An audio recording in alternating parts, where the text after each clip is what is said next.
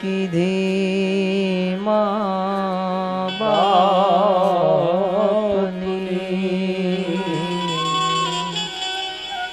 પછી પ્રતિમા તણું,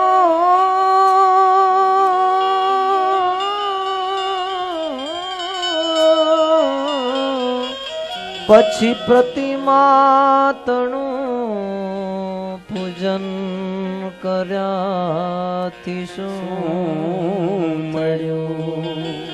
લાખો કમાતા હો ભલે માં બાપ જેના ના ઠર્યા, ઈ લાખ નહીં પણ રાખ છે માનવું ભૂલશો. લાખો કમાતા હો ભલે માં બાપ જેના ના ઠર્યા, એ લાખ નહીં પણ રાખશે માનવું ભૂલશો નહીં. લાખો કમાયા હોય તમે, કરોડો કમાયા હોય, ભૂલશો પણ તમારા મા બાપ ને જો તમે નહીં ઠાર્યા હોય, તમે 80 રૂમોમાં રહેતા હશો પણ તમારા મા બાપ ના હૃદયો કકડાવ્યા હશે, તમને ક્યારેય શાંતિ નહીં મળે, ક્યારેય શાંતિ નહીં મળે. એ વાતને તમે ભૂલશો નહીં. ધન ખર્ચતા બધું મળે, માતા પિતા મળે નહીં. ધન ખર્ચ મળે, માત પિતા મળે નહીં. પલ પલ પુનિત એ ચરણની ચાહના ભૂલશો નહીં. મા બાપને ભૂલશો નહીં. ભૂલો ભલે બીજો બધું, મા બાપને ભૂલશો નહીં. અગણિત છે ઉપકાર એના, એ હવિષશો નહીં. અગણિત છે ઉપકાર એના, એ હવિષરશો. સ્વયં પરમાત્મા પોતે પરાત્પર પુરુષોત્તમ નારાયણ મૈયાની પગ ચંપી કરે, પૂછે માં તારે શું જોઈએ છીએ? શું એ દ્રશ્ય હશે? ભક્તજનો, તમે શાસ્ત્રોને પાનાઓને ફેરવો, પુરાણોના ઇતિહાસોને વાંચો. આ જગતની અંદર અણમોલમાં અનમોલ પરમાત્મા પછી જો કોઈ તત્વ હોય, અંદરના એ તત્વો 3 છે. એક માં, એક પિતા અને એક ગુરુ. આપણે દરેકના ઋણની અંદરથી મુક્ત થઈ શકીએ, પણ આ 3ના ઋણની અંદરથી આપણે ક્યારેય મુક્તિ ન મળે, ક્યારેય મુક્તિ ન મળે. એની માટે તમે ગમે એટલું કરો, ગમે એવું કરો, છતાં પણ એમાંથી તમે મુક્ત ન બની શકો. એની જેટલી સેવાઓ કરો એટલી ઓછી છે. એ માં, આ જગતના જીવો એની માટે એને શું નથી કર્યું. એ માએ કેટલા દર્દો વેઠા હશે, કેટલા દુઃખોને એને સહનો કર્યા છે. એને ખ્યાલ રાખજો. મા બાપ અને ગુરુ એ શું છે એ બતાવવાના માટે ભગવાન સ્વામિનારાયણે ઉપદેશ નથી આપ્યો, એનું આચરણ કર્યું છે. આચરણ કર્યું છે. સર્વપ્રથમ પોતાના જીવનની અંદર એ ઉતાર્યું છે, એ કર્યું છે અને પછી કહ્યું છે.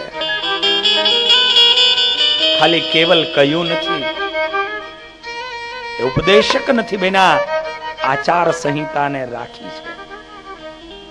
આજ એ માં ક્યારેક પાછું વળી અને કલ્પના કરજો, તમે જોજો બાપ કે એ માએ આપણી માટે કેટલા દુઃખો સહન કર્યા છે. એ બાપે આપણી માટે કેટલા અપમાનો સહન કર્યા છે, આપણી માટે એને શું નથી કર્યું. આપણી જિંદગી બનાવવાના માટે એને પોતાની જિંદગીઓ હોડમાં મૂકી દીધી છે. પોતાના સંતાનને સુખી કરવા માટે એ માત પિતા પોતે જીવન પર્યંત દુખી થયા છે. અને જે દિવસે તમે સુખી થાવ તે દિવસે તમારા માત પિતાને સુખિયા કરજો. એની આંખમાં આહુડું ન પડાવતા, આહુડું ન પડાવતા. તમે ગમે એટલું સુકૃત કર્યું હશે, ગમે એટલા પુણ્યદાનો કર્યા હશે, તમે ગમે એટલું ભજન કરતા હશો, ગમે એટલી ભક્તિ કરતા હશો, ગમે એટલી તપશ્ચર્યા કરતા હશો, પણ તમારી માત પિતાની સેવા નહીં કરતા હોય તો બધું જ તમારું ધૂળમાં ભરી જશે, બધું જ તમારું ધૂળમાં ભરી જશે. તમને કોઈ એમાંથી પ્રાપ્તિ નહીં થાય. એ ભગવાન સ્વામિનારાયણે એ બતાવવાના માટે એને આ કાર્યો કર્યા છે. આજે માં ભક્તિની પગચંપીઓ કરી છે. માં ભક્તિની સામે પાણીનો જલનો લોટો લઈને આવ્યા છે. માં શું જોઈએ? માં શું જોઈએ? એને જે માંગ્યું, જે કહ્યું એવી એની સેવાઓ કરી છે. આ જગતને બતાવવા. કારણ એ તો મા બાપ શું છે એની કિંમત જો કોઈ, તો જેની જિંદગીની અંદર નાનપણમાં જેના મા બાપ મૃત્યુ પામ્યા હોય એને પૂછજો, એને પૂછજો કે માત પિતાની શું કિંમત છે. ભાઈ મુવે ભવહારિયા અન બેની મુવે 10 જાય. જૈન નાનપણમાં, જૈન નાનપણમાં મર્યા મા બાપ, તેને ચારે દિશાના વાવાય, ચારે દિશાના વાવાય. જેને નાનપણની અંદર મા બાપને ગુમાવ્યા છે એને ચારે દિશાઓના વાયરાઓ વાતા હોય છે. તો એમ કહું છું, કાયમ માટે કહું છું મારી કથામાં, કે જે દિવસે આ જગતની અંદર મેન તમે પહેલો શ્વાસ લીધો, જે દિવસે આ જગતમાં મેન તમે પહેલો શ્વાસ લીધો, તે દિવસે આપણી નજર સામે આપણી માં હતી, એ માત પિતા છેલ્લો શ્વાસ લે તે દિવસે હે દીકરાઓ તમે એની સામે હાજર રહેજો, તમે એની સામે હાજર રહેજો. જે દિવસે પહેલો શ્વાસ લીધો તે દિવસે આપણી સામે, અને ઈ મા બાપ જે દિવસે છેલ્લા શ્વાસ લે તે દિવસે તમે એની સામે હાજર રહેજો, તમે એની સામે હાજર રહેજો. તો એના ઋણમાંથી તમે મુક્ત થશો. એ માત પિતાઓ કેવા દુઃખો એને વેઠે છે, અને વેઠી વેઠી દુઃખોને વેઠી વેઠી અને કેવી અને વેદનાઓ સહન કરી હોય. 9 મહિના સુધી એ બાળકને પોતાના ઉદરમાં વીંઢાયું હોય. મારા દીકરાને કઈ થાય નહીં એટલે ખાટું કે ખારું કે તીખું એ માએ ક્યારે ખાધું ન હોય. દીકરાનો જન્મ થાય અને એ પછી દીકરાને દવા ન આપી શકાય એવી સ્થિતિ હોય. દીકરાને સારું થાય, માં પોતે કડવા ઔષધો પીતી હોય.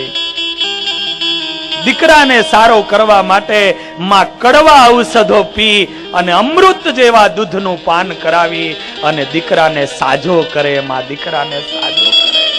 આવી માં. એ બાપ પોતે ફાટલા કપડા પહેરતો હોય. અમુક તો એવી ગરીબીમાં એના કપડાને કેટલા થીગડા દીધા હોય, એનો મૂળ કયો કલર છે ખબર ન પડતી હોય. આવા કપડા પહેરીને રહ્યો હોય, પણ પોતાના દીકરાઓને માટે એને સારા કપડાઓ લાવી લાવીને દીધા હોય. એ મા બાપ વૃદ્ધ થાય એની સેવાઓ કરજો. દેખો મા બાપની શું આશાઓ હોય છે પોતાના સંતાનોને માટે, એ મા બાપને શું આશાઓ હોય છે. એક સત્ય બનેલી ઘટના કહું.